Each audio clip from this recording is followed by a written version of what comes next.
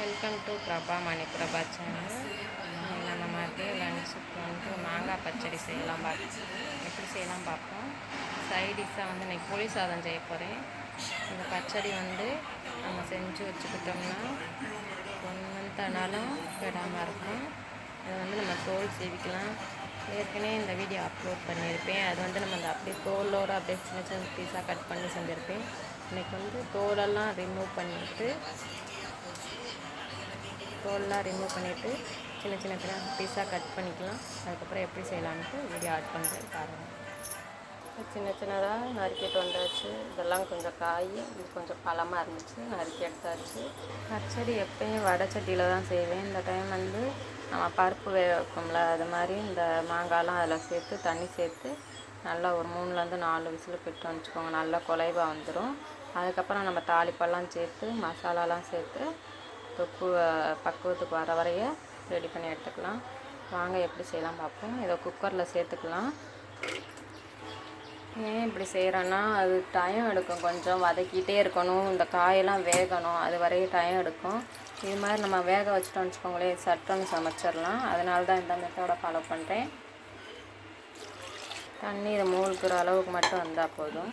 பருப்பெல்லாம் வேக வைப்போம்ல, அதே மாதிரி தான். இப்போ வாங்க அடுப்பு ஆன் பண்ணி குக்கரை வச்சிடலாம். 2லேருந்து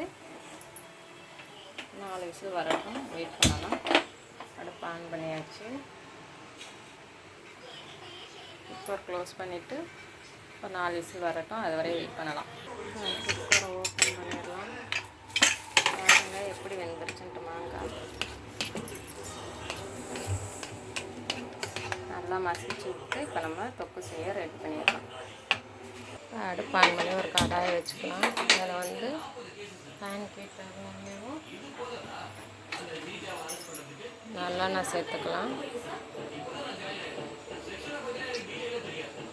கொஞ்சமாக இப்போ சேர்த்துக்கலாம். கடுகு கொஞ்சம் சேர்த்துக்கலாம். தாளிப்புக்கு சோம்பு கொஞ்சம் சேர்த்துக்கலாம்.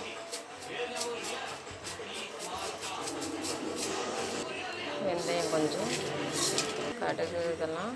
அடுத்து வந்து பட்டை வத்தல் 2 சேர்த்துக்கலாம். கருவேப்பிலை சேர்த்துக்கலாம். பெருங்காயத்தூள் கொஞ்சம். வேக வச்ச மாங்காவை அதில் சேர்த்துடலாம். இப்படி இருக்கும் பார்த்தீங்களா, ஜெல்லி மாதிரி. கொஞ்சம் மஞ்சத்தூள் உப்பெல்லாம் சேர்த்துக்கலாம். மஞ்சத்தூள் கொஞ்சம் சேர்த்துக்கலாம். காரத்துக்கு மிளகாய்த்தூள் கொஞ்சம். உப்பு தேவையான அளவு சேர்த்துக்கோங்க. உப்பு தேவையான அளவு சேர்த்தாச்சு. எல்லாம் மிக்ஸ் பண்ணிவிட்டு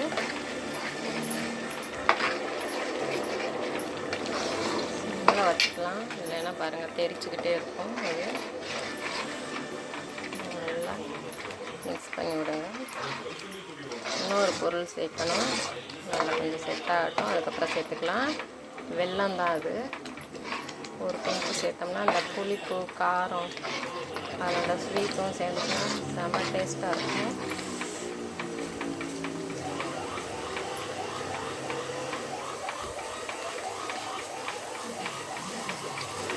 கலந்து விட்டுக்கிட்டே இருக்கணும், சட்டுன்னு அடி பிடிச்சிரும். நம்ம உப்பு காரம் வந்து கரெக்டாக இருக்கான்னு செக் பண்ணிடலாம். இந்த ஸ்டேஜில் உப்பு காரம் கரெக்டாக இருக்கும். லைட்டாக ஒரு தட்டு போட்டு கூட மூடி வச்சிடலாம், தெரிக்கும். வெல்லம் சேர்த்துட்டு தட்டு போட்டு மூடி வச்சிடலாம். இப்போ வந்து வெல்லம் சேர்த்துக்கலாம் தேவையான அளவு. இந்த இவ்வளோதான், செம்ம டேஸ்ட்டாக இருக்கும். புளிப்பு புளிப்பு திறம்பு செமையாக இருக்கும். நல்லா திரண்டு வரட்டும்.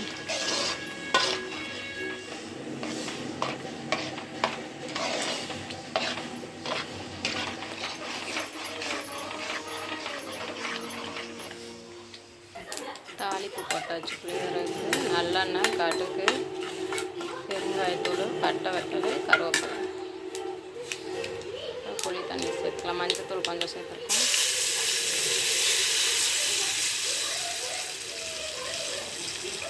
புளி தண்ணி நல்லா வடிகட்டி வச்சுக்கிறணும். உப்பு தேவையான அளவு சேர்த்துக்கலாம்.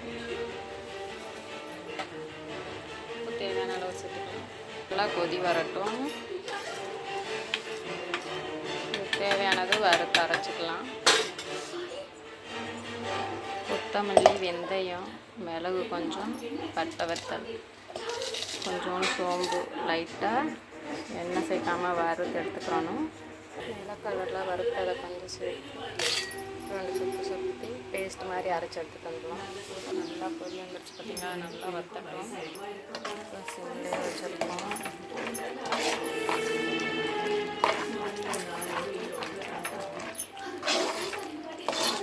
நல்லா பவுட்ரு வச்சு இப்போ நம்ம இதில் சேர்த்துடலாம். புளி தண்ணியில் கொஞ்சம் அரைச்சி சேர்த்துருந்தோம் நிலக்கடலை. இப்போ லாஸ்ட்டாக வறுத்தது மேலாப்பில் தூவிக்கலாம். இப்போ தான் மொறுன்னு இருக்கும்.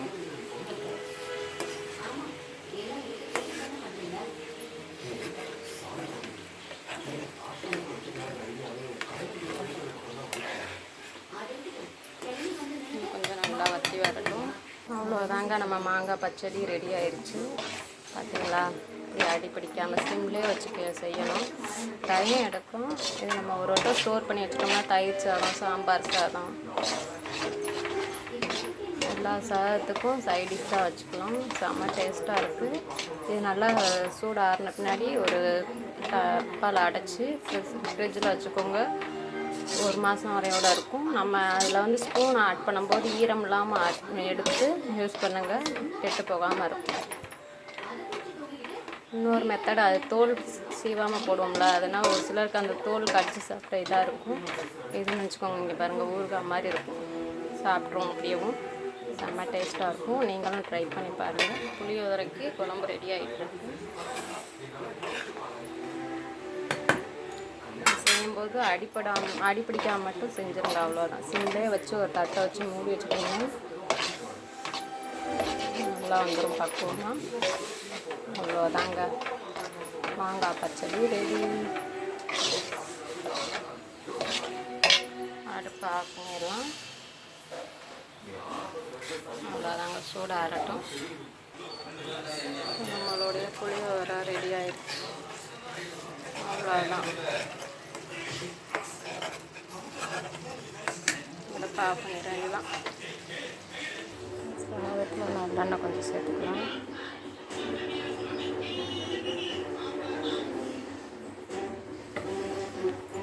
கொஞ்சமாக சேர்த்து விரட்டி எடுத்துக்கிறேன். இதெல்லாம் மிக்ஸ் பண்ணி விட்டலாம். மாங்காய் புளியோதரை ரெடி. மாங்காய் பச்சடி ரெடி.